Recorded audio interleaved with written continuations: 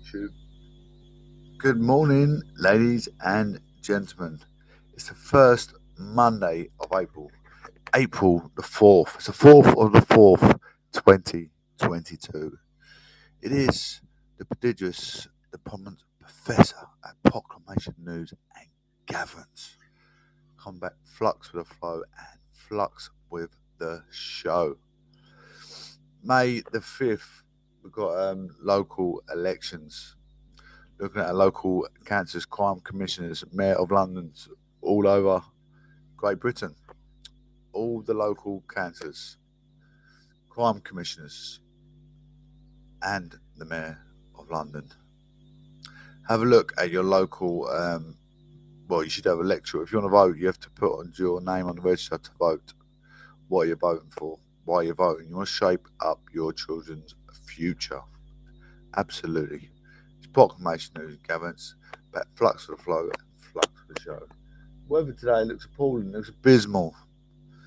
Anyway, before entering UK votes, think safety, think first. Do not drive under sleep deprivation, under the influence of alcohol, narcotics.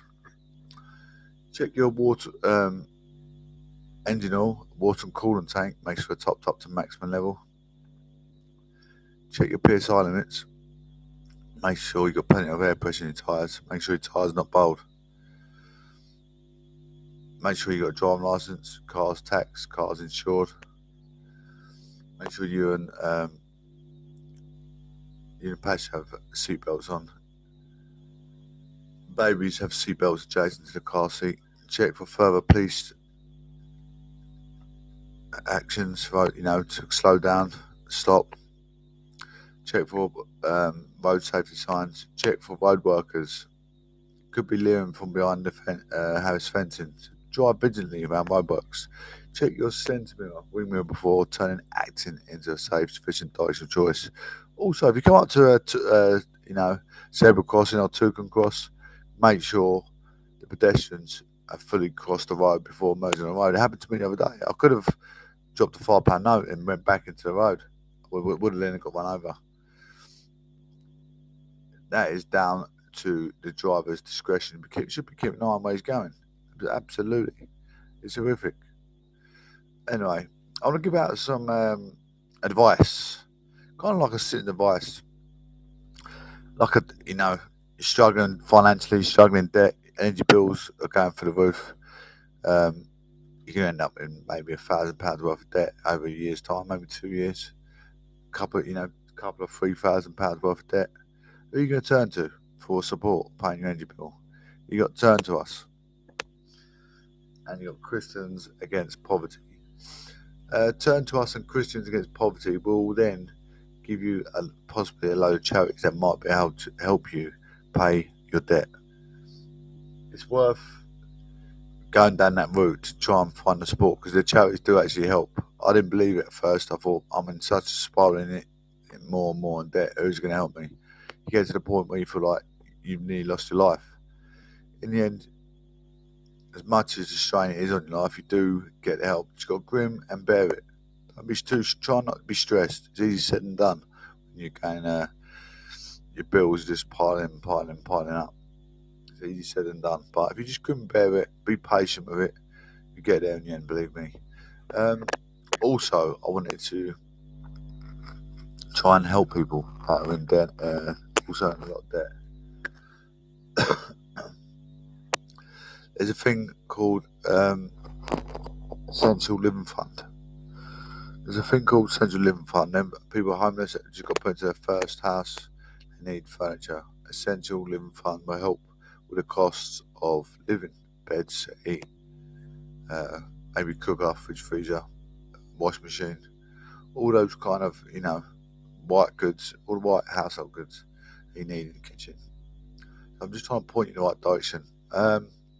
There is another organisation. I'm going to find the name because I've written it all down, because I do want to give advice. I want people to come in and think, actually, I'll find out more in this live now than, because sit advice will give you exactly the same advice. Not all of them. They have to be trained to know this. I know this because I've been in and out of inequalities throughout society. I've worked in homeless shelter. I worked in a food bank, and you find out about all these funds. Oh, there's a thing for Anglian Water. It's called Anglian Trust Fund. If you're with Anglian Water, which I'm assuming a lot of you will be, Anglian Trust Fund, that help you cover your water bill. Let me see if I can find this thing that I was looking for. I don't know if it's still going to be on here. Just bear with me 2 seconds. No, it's not there either. If I had it then. I got such a sore throat, guys. Just bear with me, because I want you to have this. That's not there either.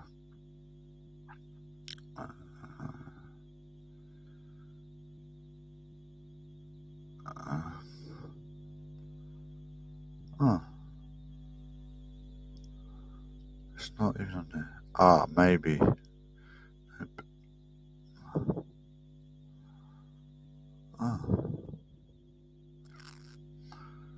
I'm surprised. Ever so sorry, ladies and gents. I thought I had it. I had it away. Maybe it's been deleted. Never mind. I can't find it. Never mind. Anyway, we're going to move on to UK road incidents anyway. But I did give you some good advice there, so please take that up and have a little research yourself. Anyway, let's move it on.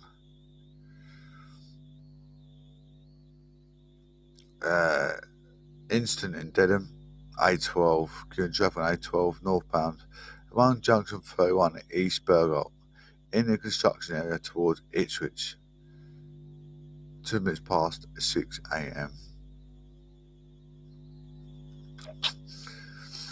Queuing traffic for 5 miles on A12 northbound from A12, Langham turnoff, Shell services to junction 32B, London Road, Belstead Copdog Village, in the construction area, lane restrictions for telecoms works, around half a mile after junction 31, East Burgholt, 6:32 a.m.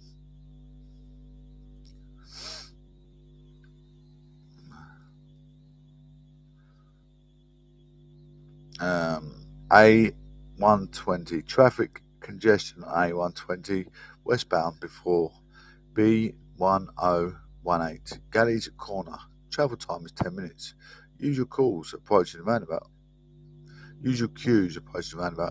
6:35 a.m. Watered.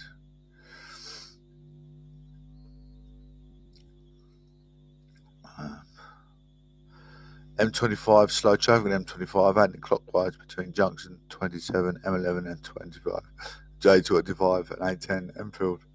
5:39 a.m. first reported. East London, M25 queued traffic for 4 miles on M25 clockwise before the QE2 bridge. Congestions to halfway between junction 29 Westminster and junction 30 A13. Travel time is 15 minutes. I'm sorry if I'm sounding a bit squeaky this morning, ladies and gents. I've really got a sore throat. I can't be helped. But queuing traffic on A2, Shooters Hill Road, into town from A2213, Kidbrook Park Road at A2211, Lewisham Road, George and Dragon traffic lights, 6:27 a.m. West London, queuing traffic on M4 into town before junction 2 A4 Brentford, where 3 lanes drop to 2 a mile before junction 2, 6 a.m. first reported. We move on to the politics, UK politics, Westminster Abbey. What's going inside it in Westminster? MP David Warburton admitted to hospital after sexual harassment claims. Has he been sexually harassed? I did see this earlier. I see this headline.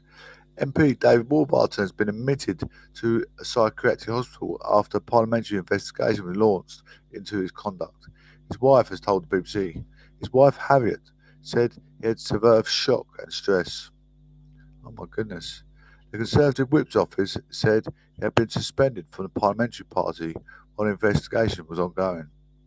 Conservative sources said there were 3 allegations of sexual harassment. The investigation was launched by the Parliament's Independent Complaints and Grievance Scheme, ICGS, following allegations about Mr Warburton's conduct in the Sunday Times newspaper. The newspaper said 3 women have complained about Mr Warburton's conduct.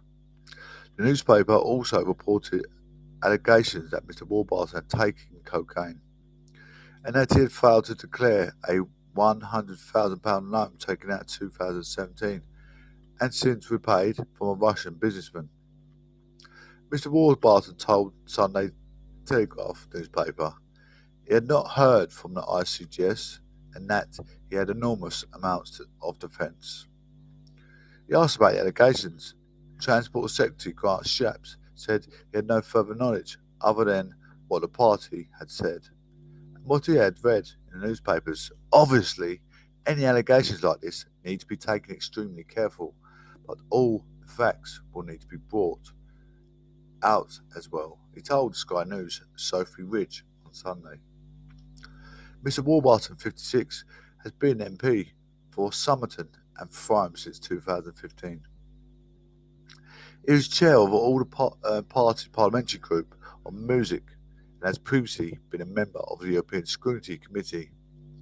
He lives near Somerton in Somerset with his wife and their 2 children. His website says, "How is the process for complaints against an MP's works?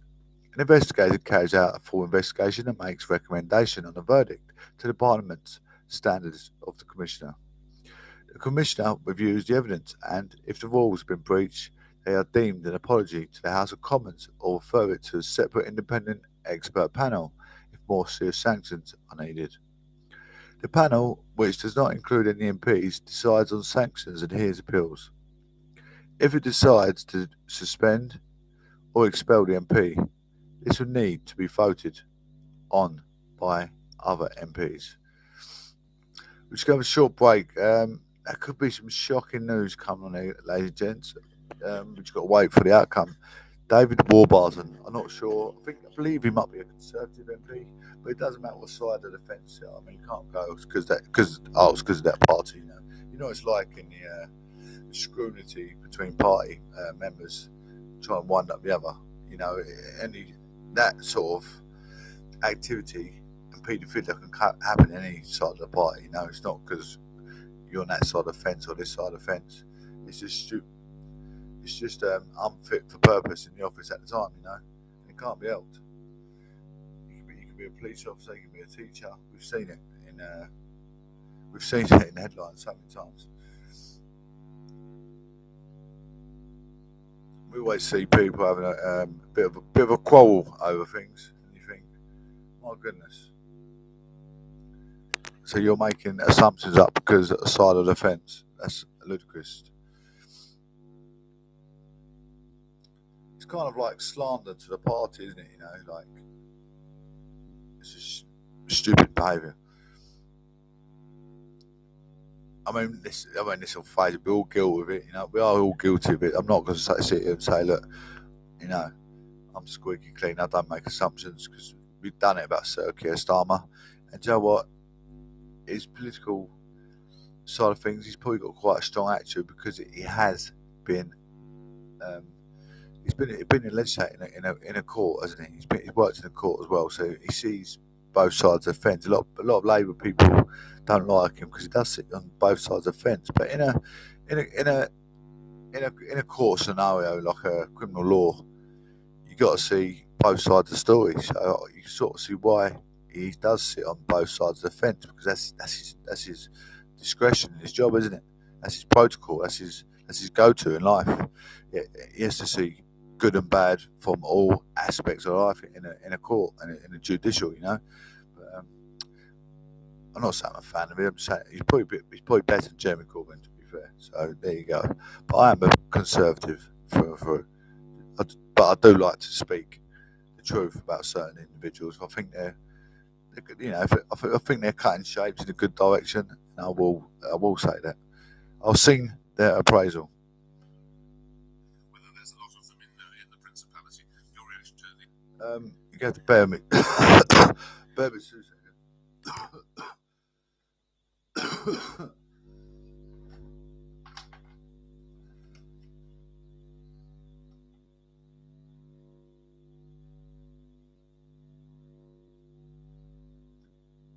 Power off.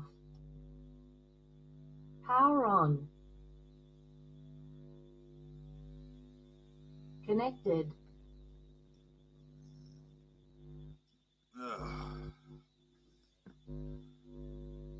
Saying about onshore wind, I think that's much more controversial in Wales, but which is what... It's connected. It's bear me, Tanger. I don't know why it's connected.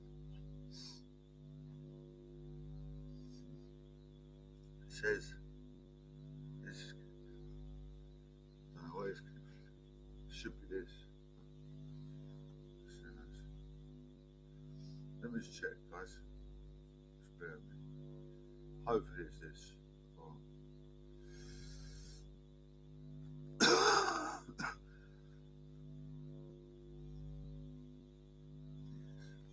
Disconnected. I'm glad it's Connected.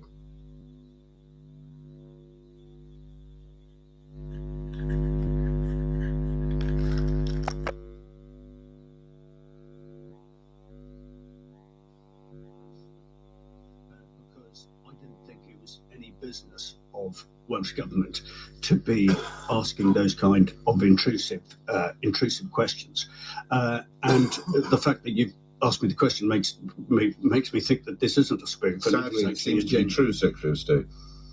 Well, I'm not naturally somebody who wants to sort of politicise everything, but I do think it is another example of Welsh Government's rather sort of bossy attitude to the citizens of Wales at the moment, where it considers it can intervene on any subject at any time, and I find that quite, as I say, I find that intrusive, and I'm not exactly sure what it seeks to achieve, and I think people are right to be sceptical about that.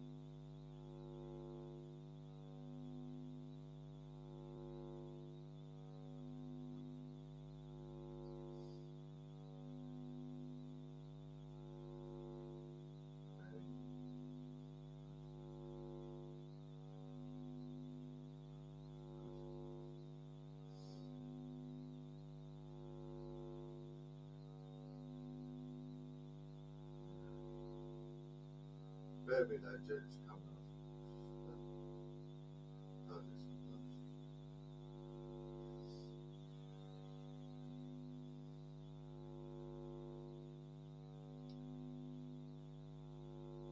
And recruitment challenges coming out of the pandemic. The airport also said it would continue to support baggage handling agents who are facing similar challenges. The government's former head of ethics has reportedly been fined over the Partygate scandal. Helen McNamara is said to be among the first group of people to receive a fixed penalty notice from Scotland Yard. It's thought she attended a leaving do in the Cabinet Office in June 2020. Beer sales are said to be recovering from the slump seen during the pandemic. New research suggests around 4.6 billion litres of beer was sold last year, up from 4.1 billion the year before, but sales of spirits are falling. In the city, the FTSE 100 has just reopened at 75.37 after closing up 22 points on Friday, and the pound buys $1.31 and €1.18. LBC weather, cloudy for most, but some rain for western areas. Elsewhere, largely dry with some brighter spells in the east and south, a high of 15 degrees. From Global's newsroom for LBC, I'm Simon Conway. NatWest and ITV recently sent me, Alison Hammond, to help some of Britain's businesses. Here's how I got on. Oh, I've really messed this one up. They're gorgeous. I just threw away a good one. I've done half when you've done a whole box. Sorry, I just chucked it all on your shoe. They're too little, aren't they? It's basically you don't want me involved. Oh, sorry, mate. Oh, I do want to lick this. Am I allowed? You're not, no.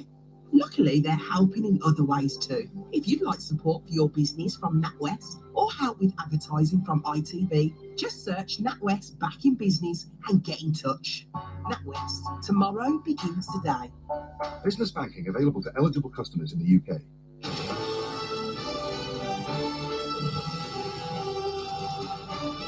This is LBC from Global, leading Britain's conversation with Nick Ferrari at breakfast. Morning, it's 6 minutes after 8 on Monday, April the 4th. Coming up in this hour, more on the horrors now as Russian troops withdraw from some parts of Ukraine. The devastation, destruction and appalling scenes, a litany of all sorts of crimes they leave behind. We'll give you details on that. We'll come back to the United Kingdom to a troubling report that suggests that even 2/3 still of racist Met officers are still in post. Give you details on that. In other news, the Queen's Derby Day now. Possibly she will be accompanied by the Duke of York. You will recall it was recently as last week that he, Prince Andrew, accompanied his mother to the service of Thanksgiving of the life of Prince Philip. Is this all part of it? I warned you that I thought they would try and do it, this rehabilitation of the not-so-grand old Duke of York. We'll look at that. Plus, he's here taking your calls in the next hour. I speak of Jacob Rees-Mogg. And my right honourable friend, the Prime Minister, has apologised similarly for mistakes that may have been made in Downing Street. What is sauce for the goose is sauce for the gander, and that the geese and the ganders should not complain, one or the other. Jacob Rees-Mogg here taking your calls after 9. Nick Ferrari at breakfast. Call 0345 6060 973. Text 84850. Nick Ferrari at breakfast on LBC. Understandably, calls now echoing around the globe, or at least those countries that are impaired to get involved, that Vladimir Putin is held accountable for war crimes. The discovery of hundreds of dead civilians on the outskirts of Kyiv. This is some very, very tough listening coming up. So if you've got younger ears, although I think it's half term, I don't know what makes me think it is half term, but if it's not, and you're still making your way in the car, whatever it might be, that might be a bit late. Just a couple of details so you get an idea. Mass graves have been discovered with limbs and heads sticking out. Russian soldiers withdrawing from Busha and Irpin, 2 cities northwest of Kyiv. There have been images of the dead left on street corners or front gardens, shocking the international community into calls for those behind the atrocities to face justice. It would appear Ukrainian civilians have had their arms bound and been executed, either being shot in the head or in the mouth, including in some instances children. Others that appear to have been fleeing were beheaded. Shocking scenes have been compared to the Srebrenica massacre, which saw more than 8,000 Bosnian Muslims killed during the Bosnian War and led to claims of genocide. Women are now across the whole of the country, not just these cities, are coming forward and talking of how rape and sexual violence has also been inflicted on them. It's particularly difficult for many to comprehend is the level of sexual violence, which include gang rapes, assaults taking place at gunpoint, and rapes committed in front of women's children among the grim testimony collected so far. It really is, my friend, as low as you can possibly imagine. President Zelensky addressed this at the Grammy Awards, which went out on CBS last night. We defend our freedom to live, to love, to sound. On our land, we are fighting Russia, which brings horrible silence with its bombs, the dead silence. Feel the silence with your music. Feel it today to tell our story. Tell the truth about the war on your social networks, on TV. Support us in any way you can, but no silence. And then peace will come. to all our cities. The world is destroyed. Hey, gents, I was reading further reading this morning. They're saying Vladimir Putin is failing to invade Ukraine. There's also I was reading another source as well, and like you flick through the sources on on my internet, it's set up to like like we got loads of newspapers thrown in front of all different newspaper articles. It's like that on my internet as I switch it on, as you can imagine. This is my go-to politics, and I like criminal law as well, so I always look up crime, criminology, see what's going on. Anyway, Vladimir Putin has set up a double of him because he's now afraid that people are going to turn on him and assassinate him potentially in the near future because of what he's doing. He's a murderer, isn't he? A murderer. Takes one to know one, and he's a murderer. He is a murderer, a mass murderer. For Putin, the invasion is another failure in Ukraine. The signs of failure in Russia's invasion of Ukraine are readily apparent. The touted reputation of its military as a modernized, overpowering fighting force, its tattered economy, and the Western alliance more unified than at any time since the worst tensions of the Cold War. But what is less appreciated is that this is only the latest and potentially the most spectacular in a series of failures suffered by President Vladimir V. Putin of Russia in Ukraine. If Afghanistan is the graveyard of empires, Ukraine is where Mr. Putin's imperial ambitions consistently founder. In fact, the main reason the Russian leader took such a potentially self-destructive step as a whole-scale invasion, some analysts believe, was to reverse a long line of fiascos dating back to Ukraine's so-called Orange Revolution in 2004, during the early years of Mr. Putin's presidency. Sorry, ladies and gentlemen, my cough is shocking. He has been obsessed with Ukraine since the early 2000s because Ukraine became the field where he kept losing. The only field where he kept losing, said Mikhail Fishman, the former host of the political talk show on TV Rain, the now shuttered independent television network. Mr. Putin has long plotted to undermine Ukraine, overtly and covertly, and has not some wins along the way. It's kept the country bogged down in the grinding war in the east, sowed discord among the political class, and damaged the infrastructure with experimental city attacks, techniques later exported to the United States and elsewhere. But on at least 3 significant occasions when Mr. Putin intervened directly to bring Ukraine under Russia's heel, he was thwarted. There is always a chance that he could prevail this time, whether by reducing Ukraine's cities to rubble or seizing a large chunk of the country in the east and south, declaring victory. Support for war at home seems to be strong. But even those outcomes will bring cost, reinforcing Ukrainians' hatred for Russia, cementing Moscow's status as a Paris to the west, and almost certainly requiring a lengthy and expensive occupation. History has tended to smite Russian leaders who launched what they wrongly anticipated would be short, victorious wars. The Russian Revolution that ended 300 years of Romanov rule erupted a few years after Caesar Nicholas II lost a disastrous war against the Japanese, while the Soviet Union collapsed in the wake of its debacle in Afghanistan. Some analysts believe that Mr. Putin is risking a similar fate. He will lose Russia because of Ukraine, said Mr. Fishman, who has just finished a book about a democracy failed to take hold in Russia after Soviet collapse. Offers are less empathetic, especially in short term, and note the popular signs of support for him inside Russia. Still, they caution that Mr. Putin is uncharacteristically playing a poker game with an unpredictable ending. This has been a major failure in Europe's biggest land war since 1945, and that is a big failure, said Clifford Kupchan, chairman of Eurasia Group, a political risk assessment firm. I would bet futures in Russian political stability over the 5-year period, he says.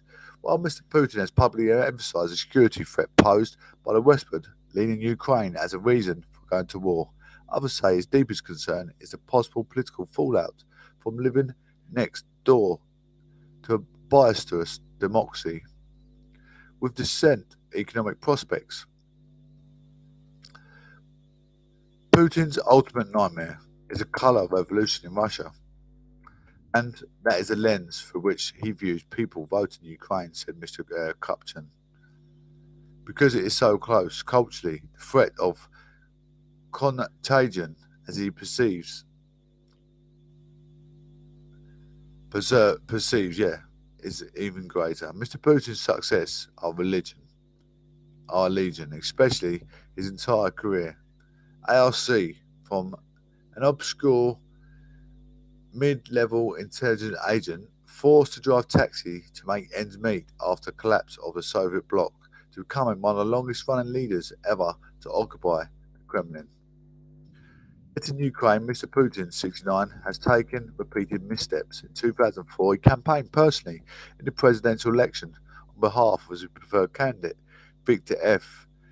Yanukovych, whom he twice congratulated on his win, but widespread accusations of voting fraud sparked a nationalist backlash on the Orange Revolution, with street protests culminating ultimately in the election of Viktor A. Yushchenko, who was poisoned during the campaign as president in a Western-orientated government. In 2006, Mr. Putin, to wrest greater control over and profits from the natural gas distribution system, carrying Russian supplies across Ukraine to Europe, creating uproar by cutting the flow in the middle of winter. He backed down when it became apparent that he risked losing energy markets in Europe if his supplies of Russian gas could be relied upon. In 2009, he attempted to effect a cabinet reshuffle in Kiev that he would have allowed his allies to dominate the government, but the effort collapsed. Mr. Putin made his gravest ever before now in 2013, when it looked like Ukraine would successfully slip Russia's orbit by signing an association agreement with the European Union. To head off, he dangled a 15 million loan that Mr. Yanukovych, by then the legitimately elected by incurably corrupt president, accepted as in 2003, that triggered massive street protests in Kiev's Independence Square and Maidan after police violence encouraged by Moscow failed to deter demonstrations. Mr. Yanukovych fled Russia in 2014. Oh my goodness. Hear my throat is just sore. Let's go on to Essex Live. Think safety, think first, ladies and gents. Another incident, unfortunately, it's terrible. I feel so saddened to hear that more accidents happen. People dying, motorists dying. Motorist in his 30s dies after crash with car in Harlow. Elizabeth Way in Harlow remains closed while officers carry out this inquiry. A motorist died following a crash in Harlow. Officers were called at 11 a.m. today to reports of a collision involving a car and a motorcycle in Elizabeth Way. Essex police have confirmed that a motorcycle rider, a man in his 30s, died at the scene. The road has been closed for a number of hours and is likely to remain shut until this evening. A spokesperson for Essex Police said, "Our officers were called at 11 a.m. today, Sunday the 3rd of April. Reports of a collision involving a car and a motorcycle in Elizabeth Way. Sadly, the motorcycle rider, a man in his 30s, died at the scene. The road is closed and unlikely to remain closed until this evening. Our inquiry is ongoing and we need anyone who saw anything on the dashcam footage to contact us. Any witness or those relevant footage are asked to come forward. Anyone with information should call 101, quoting incident number 360 of April the 3rd. Alternatively, contact Crime Stoppers anonymously on 0800 555 111. I just want to say something before we move on. We've got in our local area, we're like Tendring, Colchester, Essex, that sort of area anyway, southeast of England. Well, we've got a thing called the Garden Community coming. I don't know if it's something like 7,000 new homes being built throughout this Tendring area. There's going to be a lot of infrastructure be put in, new schools, hospital, new roads, loads of new roads. It's taken up a lot of our greenland. Well, as I'm part of the church community, part of a sort of, part linked in with the council as well, I like to make comment. I like to get involved. I like my voice, my opinion heard. So I've written kind of like a David Attenborough perspective on the argument, because global warming is going to be the end of humanity. That's already been, notified. Obviously, see David Attenborough go and looking at Antarctica, the ice and things. The ice is melting, the ice is moving. So it's showing that the global warming is a serious thing. Anyway, so I'm thinking like population growth, more houses, more environment being taken up basically, because the garden communities, because all the greenland, all through Tendring area, got loads of farmland. We can only but surmise that farmlands can be taken up to put new houses on. And these new houses, who are going to be living there? Who's going to be coming there? We've got refugees coming over from Afghanistan. We've got refugees now coming from Ukraine. It's all well and good that we're supporting these countries. All well and good. That's a nice thing, isn't it? Your country's getting blown up. Who's going to look after it? If our country gets blown up one day, who is going to look after all of us? Not being on a selfish side of things, but irrespectively. Let's look at it irrespectively speaking. If someone blew our country up, where could we go? Who would take us in? Obviously, we're part of the Schengen area of the European Union. There probably is bound to be someone in the European Union that takes in, but who would take us in? It's a big shock, isn't it? Your own country getting blown up. Where do you go? You need support. Everybody, someone's got to take. Hopefully, they will take you in. But what's their NHS like? What's their government? Look after these people. I don't know. I don't know what protocols in different countries without looking into things. After getting residency after a few months, I'm pretty sure there'll be some sort of help. Heaven forbid it doesn't happen. And all we can do, we say heaven forbid, that's when you sort of open your heart. Well, that's why we're helping these other countries. You sort of understand, I try and illustrate so we're all on the understanding of what's going on. Because you try and get house, and these other people get house before you, but they're coming into our country homeless. So that's probably why. Anyway, Essex crime. Murder investigation launched after a woman in her 80s stabbed to death in Ilford. A man has been arrested on suspicion of murder. A murder investigation has been launched after a woman aged in her 80s was stabbed to death. Emergency service were called to an address in Lanza Avenue, Ilford, at around 9:55 a.m. yesterday morning, following a report that a woman had injuries from being stabbed. April the 2nd. Officer at Metropolitan Police Service attending along the London Ambulance Service and London's Air Ambulance and found a critically injured woman aged in her 80s. She was pronounced dead at the scene. Why would you stab an 80-year-old woman? An urgent investigation was launched and officers searched for the surrounding area. Following an incident, a man in his 30s was detained nearby a short time later and has been taken into police custody. What coward? A post-mortem examination will be arranged in due course, and the woman's family has been informed. The Met Police has informed. At this stage, it is thought that the woman and the arrested man were known to each other. Inquiries are ongoing to establish the circumstances. The Met investigation is led by detectives from Specialist Crimes, Homicide. Any witnesses or anyone with information that may assist the investigation are asked to call 101. That is really sad, shocking information. Ladies and gentlemen, I've really enjoyed this being back here today. I had a day off yesterday, I believe. Yeah, I did have a day off yesterday, didn't I? But anyway, yeah, I want to speak about my day off yesterday. I was a reader at my church, so it took a lot of energy, like the night before. I was really anxious, speaking in front of loads of people. So I was speaking at my local church, one of the biggest churches in Essex. And I was standing up, I was reading. I couldn't see the words because I was so nervous. Looking at the words, my eyes just hurting. I'm thinking, oh no, this is really, really scary stuff.